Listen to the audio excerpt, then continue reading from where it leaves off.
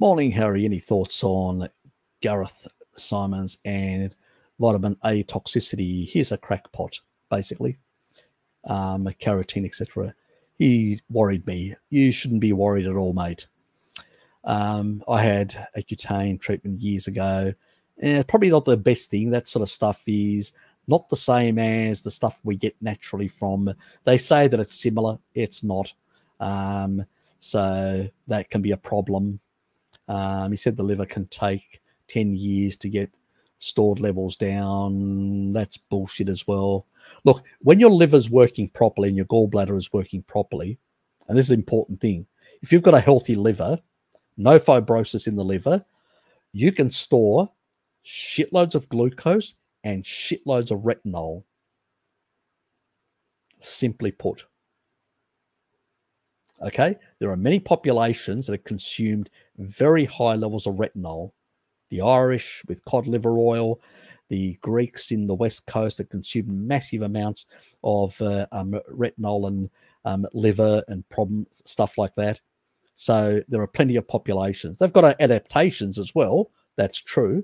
But most people can tolerate, and it's very important. If you take away vitamin A from piglets or any other mammal, because they can't do it to humans, those piglets can grow without eyes. Okay? So anybody to tell you that vitamin A is toxic needs their head examined. He was an idiot prescribing high levels of vitamin A to his clients who had underlying health issues like liver problems, liver fibrosis and all that. I would never do that because I understand how these things. I would actually recommend they use taurine, milk thistle, and other things to remove the fibrosis, to heal the liver. And once you heal the liver, then you can look at the micronutrient deficiencies. So you've got this whole thing back to front. You need to have the body working properly, especially the liver. So, yeah, so completely and utterly stuffed it up in that regard. So he pushed them into high vitaminosis, unhealthy people, and then now he's pushed them in the complete other direction. I'll give you an example. In your cells, in your body, there are enzymes that can be expressed. They're called matrix metalloproteinases. They are collagen degrading enzymes. They influence collagen turnover and stuff like that. Not many people talk about it. I've talked about it for years, even before I started a YouTube channel, when I was appearing on Bart Kay's channel a couple of years back. A few people have picked up on it now and starting to look at it in the low-carb community. Paul Mason's done a bit about it recently and a few other people, but not many people are still clued on to all this sort of stuff, especially this guy's got no idea. Two vitamins, fat-soluble vitamins, that play the biggest role in regulating these enzymes. Otherwise, if you get too much of these enzymes expressed under oxidative stress conditions, even from the sun, increased sun exposure and damage to your skin, it can create an increase. It will upregulate matrix metalloproteinases. In the skin, guess what vitamin basically is involved in regulating those? Retinol. So if you go on a low retinol diet, you're going to have skin problems. You're going to have an inability to regulate those collagen. Sorry. You go very low on vitamin D. Guess what regulates proliferation of cells inside the breast tissue and the prostate? Vitamin D. And vitamin A plays a secondary role in those enzymes. So, the guy's got no idea. Absolutely no idea. He's a reductionist. A reductionist is a person who sees something and then makes a whole belief system around it. Certain pathways, certain conditions, or N of one circumstances. People that have deep knowledge of physiology and biochemistry understand that this is not how the body works. Anything in excess can create problems. But too little of something can create problems. Too much of something can create problems, depending on what it is. So to claim that vitamin A is toxic is absolutely nonsense. Anything. Water is toxic too much. Anything can be toxic or problematic if it's in excess beyond the physiological capacity of the body. It's complete and utter nonsense, mate. And I've already covered the vitamin A thing. I'll give you an example.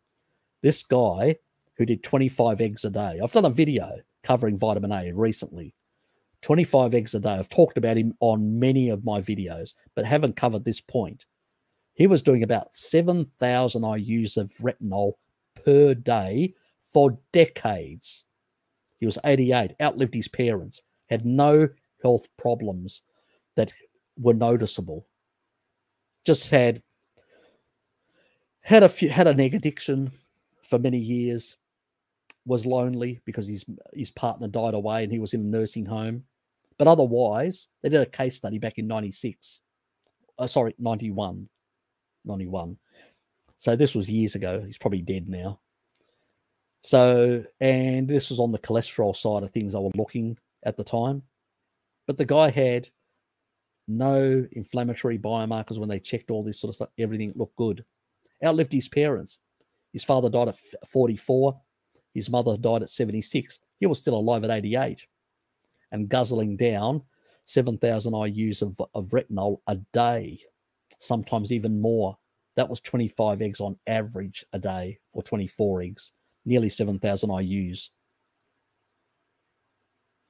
But if you're doing mega doses like 100,000 IUs or stuff like that and excessive amounts, yeah, that's going to be a problem over time.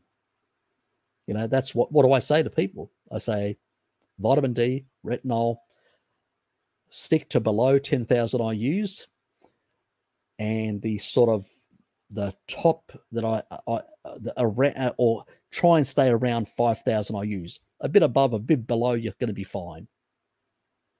But if you do excessive amounts like this guy does, a lot of people recommend, they get people into trouble and then they blame the nutrient, the micronutrient, then themselves for their stupidity for recommending this sort of stuff and not doing a deep dive in the beginning and then coming up with complete and utter nonsense about vitamin A toxicity. Well, F off, mate. You made people sick because you were too lazy to do sufficient research, and then you came up with some crackpot idea to cover your ass after that. It's like, oh, it wasn't me. It was these nutrients that everybody talks about that are so healthy that are toxic. What a load of garbage. The guy is certifiable. He's dangerous. He's going to cause a lot of people collagen problems in the long run as they get old, connective tissue problems, for the simple fact that they will be too low on these fat-soluble vitamins. He's gone from one extreme to the other. Please don't listen to these guru lunatics that have got no idea. We've got a physiological requirement for certain types of micronutrients. The requirements vary between populations and they vary between people for a whole lot of reasons, but there is still a certain level. Whether the RDIs are very accurate, the committee based on glucose metabolism primarily, or sad diet metabolism, they're not perfect, but they're far better than what these people are coming up with. These extreme idiots that are putting people at risk for overvitaminosis for no good reason. You know, so yeah. Unfortunately, there's too many of these crackpots out there. This is why me and Bart usually say, eat real food. Eat real food, you'll get your micronutrients from that food. And the body, you know, if you get excess vitamin A, and you've got a good functioning gallbladder, and if you're eating animal products, you will have a good functioning gallbladder. That gallbladder can excrete excess retinol from your bile. It can eliminate excess. So it's not an issue. But if these people have got gallbladder issues, usually people coming from plant-based diets and all that usually do. A lot of modern people have a lot of gallbladder issues. Like gallbladder removal surgery is escalating in the last couple of decades like mad because we're eating inappropriate foods and things are not functioning properly. So not getting enough taurine to emulsify. Too many plants reduces taurine synthesis. It inhibits uptake of certain nutrients that are important in the, you know, like iron, very important for taurine synthesis. It's not enough to have methionine and and cysteine, but luckily with meat, it all comes packaged together with all the other nutrients, B6, iron, and all these other nutrients, micronutrients that are required for the production of taurine. But if you don't have that, then you'll have insufficiency. And if you don't have enough taurine to basically emulsify, you'll get hardened bile. And then you get bile stones, you'll get bile sludge, won't work properly, you won't sort out your intestine, you won't absorb stuff properly, you start getting into deficiencies and problems, things don't work properly, and also you can't excrete excess of certain things, which are fat soluble in particular, which are uptaken together with fats. Another problem, potentially. So this is the problem with these people. They haven't done their homework properly. So please don't listen to this idiot. He's got no idea what he's talking about. He's a crackpot.